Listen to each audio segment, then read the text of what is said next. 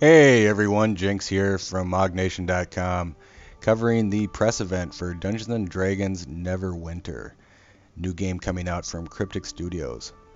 In this preview, we will walk through the character creation process and show you all the different options that are available. So let's get started. First thing you'll see is on the character creation screen, or character select screen, I've already got a character created. Halfling Trickster Rogue, level 23. We're not going to get too much into that character, but look for other videos with some rogue gameplay footage with this character. So let's just jump right into the character creation. First thing you'll see is the choose a shard. We're going to go ahead and select Dragon since that's where everybody's playing right now. First screen we come to is the racial selection screen. We will go through the male and female models of each race as well as their racial abilities.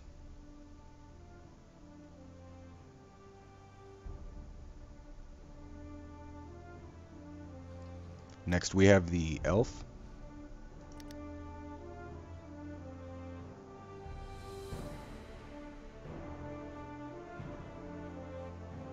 And the half elf.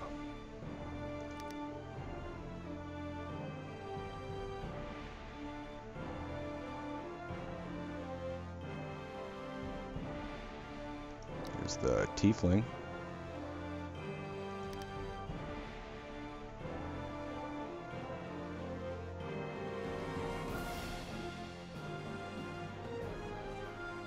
And down here we have the halfling.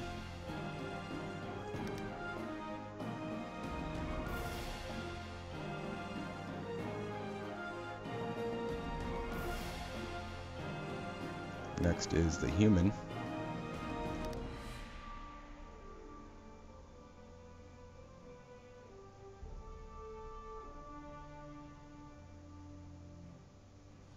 And finally the dwarf.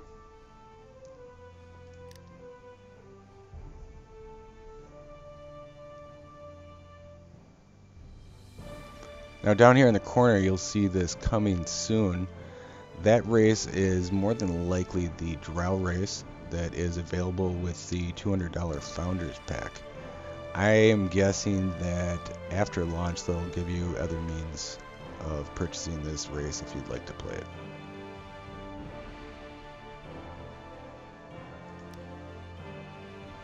Okay, up next we have the character class selection.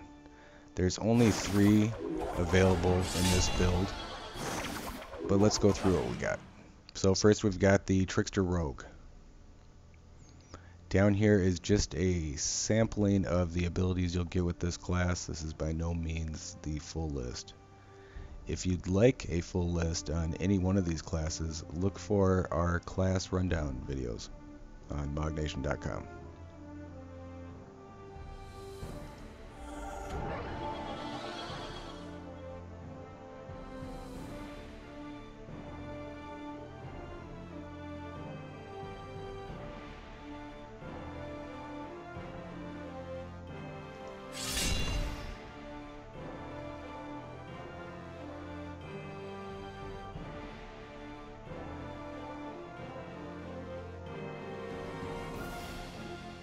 I think we'll stick with the Guardian Fighter for this dwarf.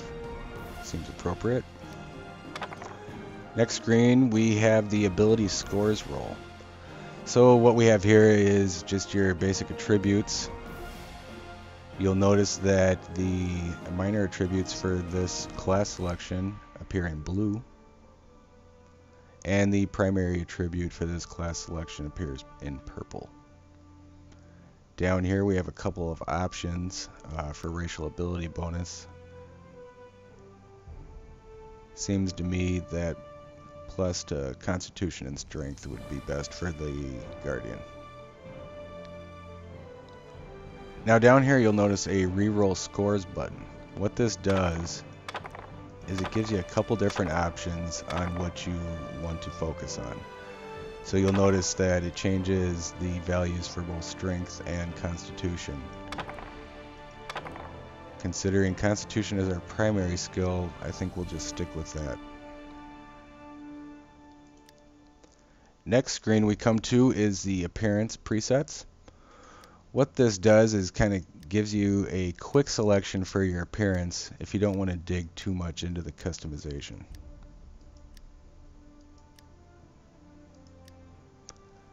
They have such an in-depth customization screen that why would we skip it? So let's jump into it. Head shape.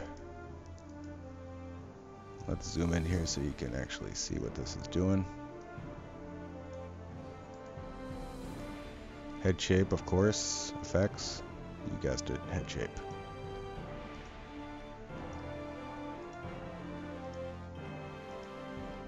Now that's kind of an interesting one. Who would want to run around with their mouth open all the time? I think we'll skip that one. We're going to go for a battle-hardened dwarf war veteran, so I think chisel seems right. Next up is the hair options. I'll go ahead and change that to a different color.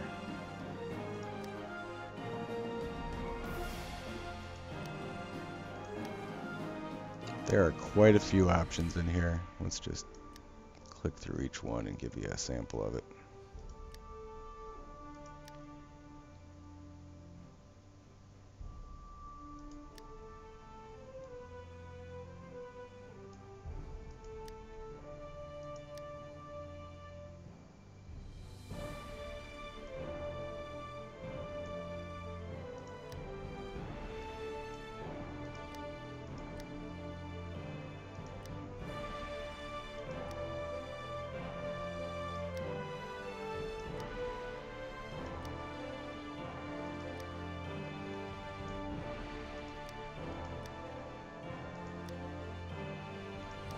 And I think you get the idea.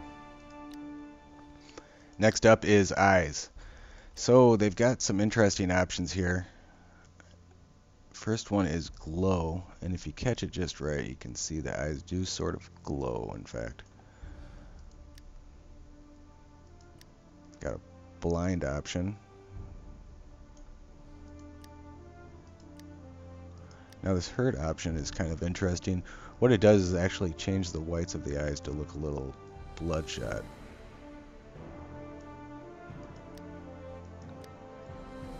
We're gonna go with blind left. I just want to pretend that this guy had some sort of battle injury in the past and caused his left eye to go blind. So next option is eyebrows. We've got 3 different options here. I mean, clearly, bushy is probably the best way to go with a dwarf. Look at him. He's just so dwarfish. Next option we have is facial hair. Let's go ahead and match his facial hair to his hair on his head and go through the options. So, first off, none. If you select none for a dwarf, no facial hair, you're probably doing it wrong. But to each their own.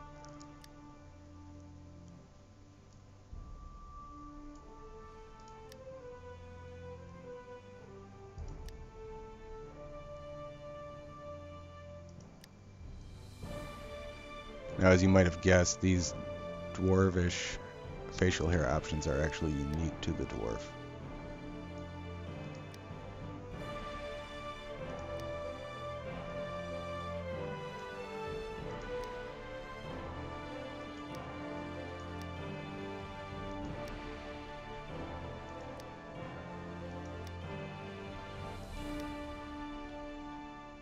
I think we're going to go with Dwarf Epic Beard 1.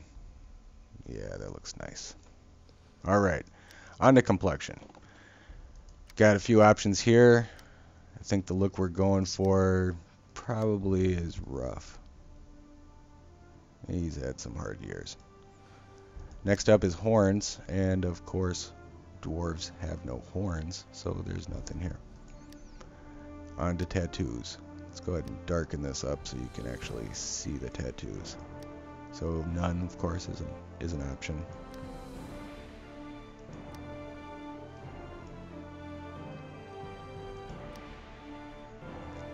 You know, right off the bat, with all of the different customization options in this game, I was very impressed, especially for this stage in development.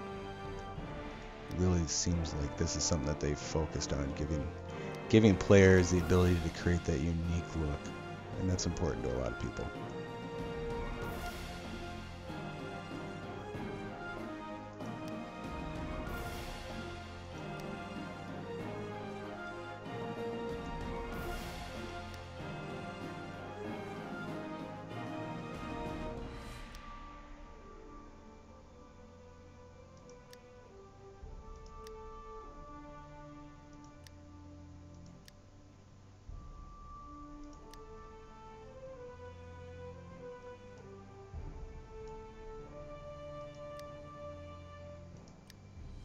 Alright, I'm really digging this two-faced look.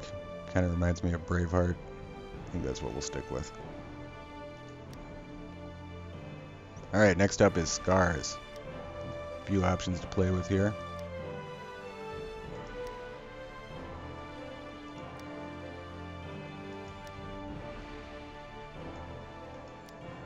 We'll go with scar on his left eye. Kind of adds to that effect of him being blind in that eye. I think things are starting to really come together here. Next up is facial scaling. Just a ton of different sliders that we've got here, all of which do exactly what you'd expect them to do. Head size, of course, changes the head size, and right down the line. Nothing really unexpected here. Typical facial sliders, but again, very refreshing to see that they have paid attention to this and give you that already at this stage in development. Next up is body shape. Few different choices here. Got our muscular toned dwarf here, dwarf heavy, and dwarf slim. Now again, similar to the no facial hair in a dwarf option, I think dwarf slim, I don't know, just not for me. I think we're going to go with dwarf heavy. That's what we're looking for. Next up, body scaling. Similar to the face scaling options, nothing really unexpected here. However, very nice that they have these in here. So let's beef this guy up a little bit.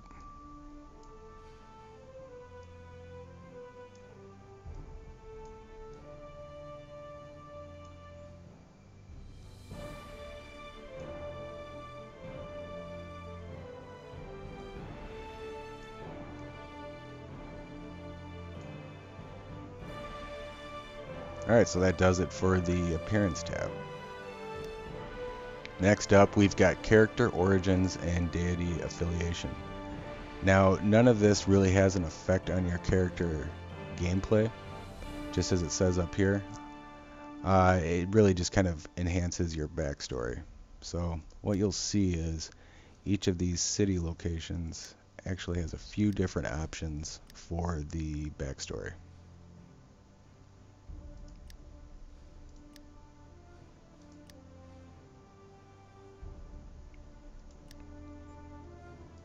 We'll go with Flaming Fist Mercenary. Who doesn't like mercenaries? Alright, over here we have the deity affiliation, and I'll just quickly go through each one of these, give you an idea of what that's about.